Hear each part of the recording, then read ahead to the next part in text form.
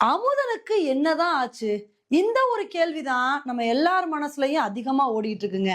ஏன்னா, ஒரு தனியார் கல்லூரில படிச்ச 19 வயசே ஆன அமுதன் அப்படின்ற பையன 20 பேர் சேர்ந்து அடிச்சு கொலை பண்ணியிருக்காங்க.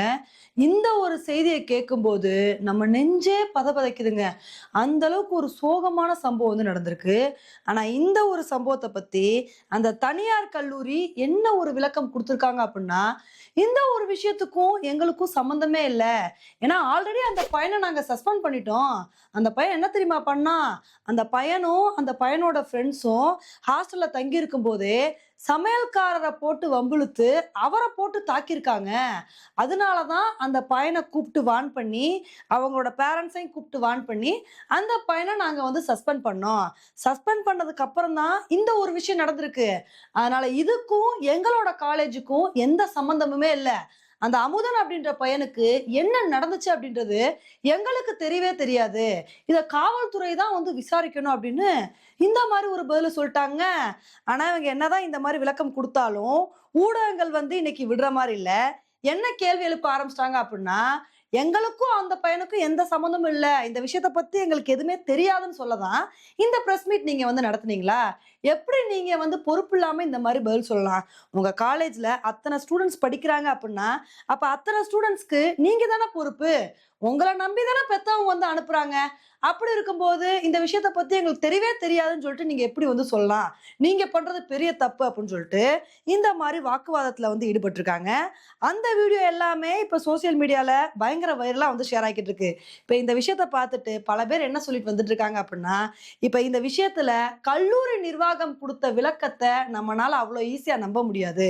ஏன்னா, அவங்க இந்த விஷயத்துல குடுத்த விளக்கத்த பார்க்கும்போது, இதுக்கு பின்னாடி ஏதோ இருக்கிற மாரி தெரியுது அப்படின்னு, பல பேர் வந்து கருத்துக்கள பதிவு பண்ணிட்டு வந்துட்டு இருக்காங்க.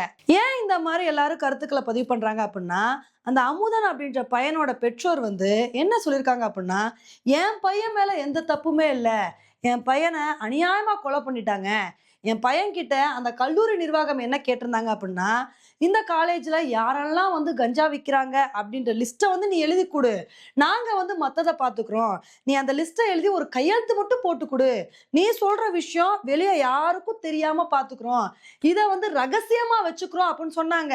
இத எழுதி குடுத்துட்டு என் பையனும் ஃப்ரெண்டு வீட்ல தங்கி இன்டர்னல் எக்ஸாம் நான் வந்து எழுதிக்கிறேன் அப்படின்னு சொன்னான். அத நம்பி தான் நாங்க வந்தோம். ஆனா அதுக்கப்புறம் தான் என் பையன் வந்து இந்த மாரி கம்ப்ளைண்ட் பண்ணியிருக்கான் அப்படின்றது தெரிஞ்ச ஒரு சில பேரு, 20 பேர் வந்து என் பையன வந்து கடத்திட்டு போயி, இந்த மாரி அநியாயமா கொலை பண்ணியிருக்காங்க. என் பையனுக்கு நடந்த கொடுமை வேற யாருக்கும் நடக்கக்கூடாது. இப்ப இவ்ளோ பெரிய விஷயம் என் பையனுக்கு நடந்திருக்கு அப்படின்னா, அதுக்கு தகுந்த நடவடிக்கைய வந்து எடுக்கணும். என் பையன் என்ன தப்பு பண்ணான்?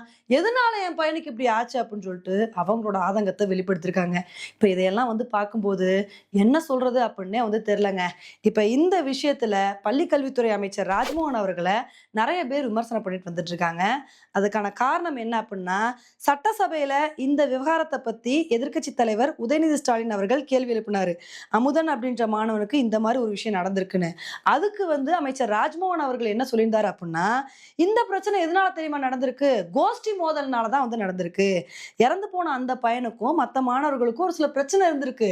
இதனால தான் வந்து இது நடந்துச்சு அப்டின்னு சொல்லிட்டு ரொம்ப கேஷுவலா வந்து சொல்லியிருக்காரு. இப்ப இதுக்கு தான் பல பேர் விமர்சனம் பண்றாங்க. கோஷ்டி மோதல்னா என்ன? இறந்தது ஒரு பையன் வந்து இறந்திருக்கான். ஒரு பையன அவ்ளோ பேர் டார்கெட் பண்ணி அட்டாக் பண்ணியிருக்காங்க. அது எப்படி வந்து கோஷ்டி மோதல் ஆகும்? எப்படி அமைச்சர் இந்த மாரி சொல்லலாம் அப்படின்னு பல பேர் வந்து எதிர்ப்புகள பதிவு பண்ணிட்டு வந்துட்டு இருக்காங்க. இப்ப இந்த விஷயத்துல அமுதனோட பெற்றோருக்கு எப்படியாவது நியாயத்த தமிழக அரசு வாங்கி குடுக்கணுங்க. ஏன்னா அந்த பையனுக்கு வெறும் 19 வயசு தான் ஆகுது. எவ்ளோ கனவோட அந்த பையன போய் கல்லூரியில வந்து சேர்த்து விட்டுருப்பாங்க. 19 வயசு சாகுற வயசா? இந்த விஷயத்த கேட்கும்போது நமக்கே இவ்வளோ பதறுதே! அந்த பையன பெத்தவங்களுக்கு எந்த அளவுக்கு பதறும். அதனால இந்த மாரி விஷயங்கள்லாம் அடுத்து நடக்காம இருக்கணும் அப்புட்ன்னா, எப்படியாவது தமிழகத்துல இந்த போதைப் பொருள் கலாச்சாரத்த முழுவதுமா ஒழிக்கணுங்க. அதுக்கு தமிழக அரசுனால என்ன நடவடிக்கை எடுக்க முடியுமோ, அத கூடிய சீக்கிரத்துல வந்து எடுக்கணும். அப்படி இருந்தா மட்டும் தான் இந்த மாரி பிரச்சனைகள் வந்து குறையும். இல்லைன்னா சினிமால நடக்கிற மாரி பிரச்சனைகள் இப்ப நெஜத்திலேயே வந்து நடக்க ஆரம்பிச்சுருச்சு. இந்த மாரி பிரச்சனைகள் அடுத்து நடக்காம இருக்கிறதுக்கு தமிழக அரசு என்ன நடவடிக்கை எடுக்குறாங்க அப்படின்றத பார்க்கலாம். ஓகே ஃபிரெண்ட்ஸ், இந்த ஒரு விஷயத்த பத்தி நீங்க என்ன நினைக்கிறீங்க அப்படின்றத என்னோட கமெண்ட் செக்ஷன்ல போடுங்க.